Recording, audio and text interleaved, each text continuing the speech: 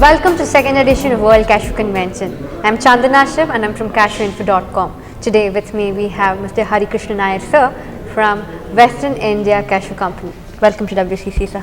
Thank you very much. What is the present scenario of Indian industry, cashew industry? What are the challenges and how can we tackle them?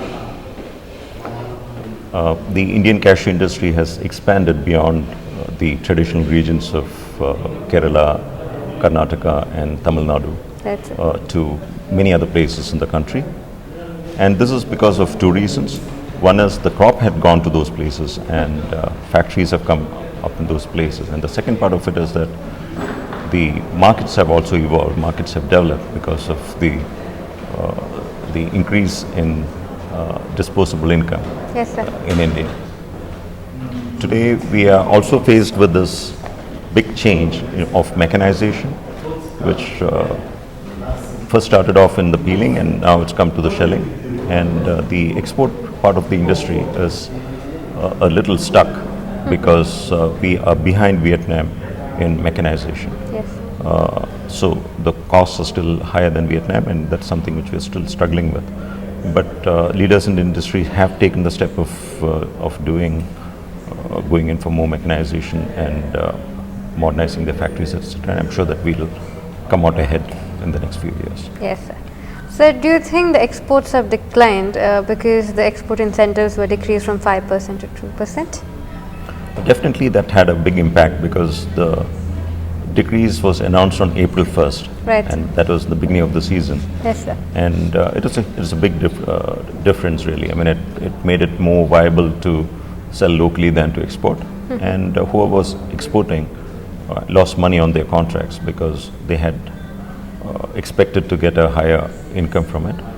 And there was also this problem that in the previous year, people had expected this interest subvention of 3%, which was only brought back a few months ago, and it was not there for it was not brought back for the previous year. It was only for this financial year.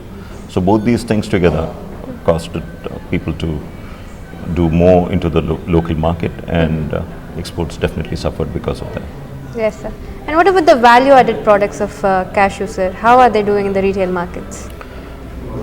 India is the country which probably uses cashews more than any other country in the world. We use cashews in cooking, we use cashews in sweets, and it is a traditional product for India. It is even used in medicines, and people use it medicinally.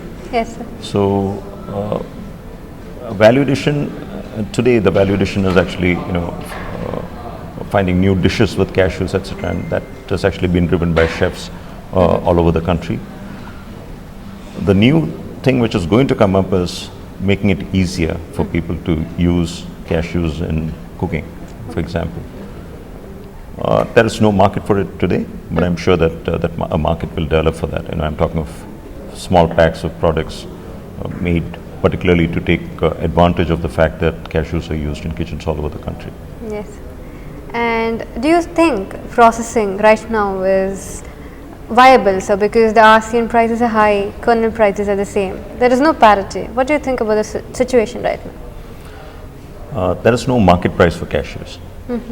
Even on the same day there are people buying raw cashews at 1,300 and 1,350. At the same time, there's also no market price for kernels. Right. If you're in the right place, if you have the right market, you can sell your kernels at your cost, at higher than your cost. The large number of processors are finding it unviable, and they have to look at themselves about the unviability. And the unviability is because they did not modernize fast enough. When the world was changing, they were looking inward and they did not modernize, they did not mechanize, they did not try to bring down their costs. And I think that's the reason why some companies are facing trouble. But they have found ways of investing now. The Cashew Export Promotion Council has also given some amount of subsidy from the Ministry of Commerce for modernization and mechanization. This was done about 4 years ago, and that continues. And because of those reasons, modernization has taken place, is taking place. Some companies will lose money this year because their costs are high, but a lot of others will find ways to go through, and it's not just the cost or the price at which sells the product. It is also the service, and it's also the long-term relations, and the quality and how you stand behind your product. Yes. So all of that put together, India is still a good place for cashews, and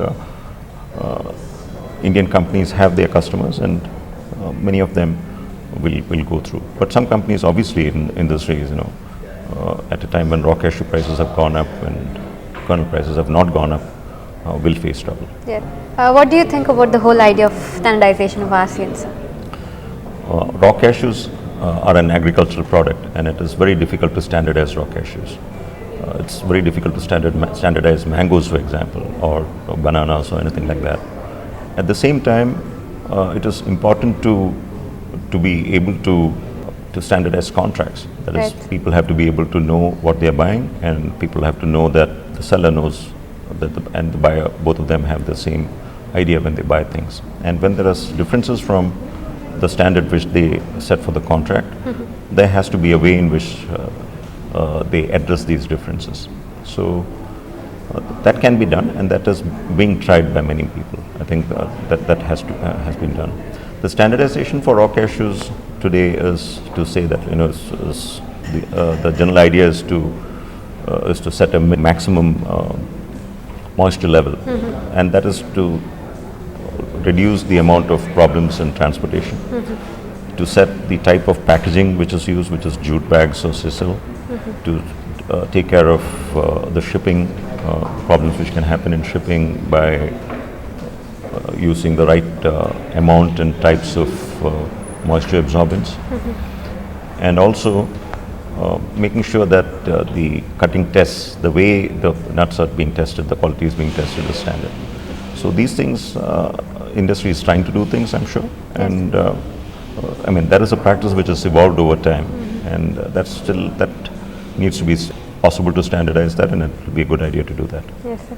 And what about the preference of the demand, sir, buyer's demand for the kernels? It depends on the type of consumer. In some markets, cashews are sold as a very premium product. So those countries would prefer very large nuts. For example, in the Middle East, if you go to Lebanon or Beirut and Syria and Egypt, in these countries, cashews are consumed as a premium product, and they want big cashews. In America, cashews are a middle class snack. So cashew halves and pieces is fine, and that is the biggest selling product today.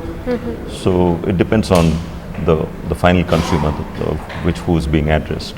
Yes. So what were the achievements of Western India Cashew Company in 2015, and what are your goals for 2016, sir?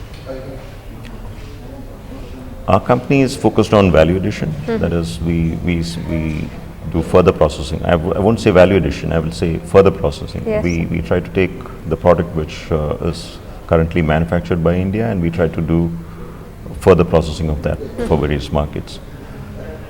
We have actually moved, we've made a move into other edible nuts. We do a lot of almonds now. We make a very, very food safe product. I mean, we've had microbiological controls from a very, very long time. We've had foreign material controls, and we have been approved by some of the large food multinationals, and we are major suppliers to all of them. And we continue to keep those customers, and we try to make products according to their finished product, what they want, etc. We try to understand their needs, and we try to work with them together, work with their R&D, and try to reduce losses on their side, etc.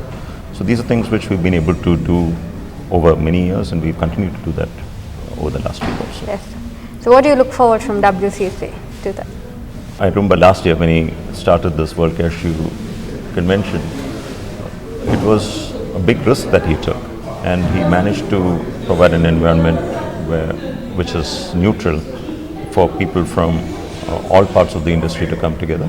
Yes, sir. And I wish all success and further prosperity to your company and to the World Cashew Convention. Thank you so much. It was a great pleasure having you. Thank you so much.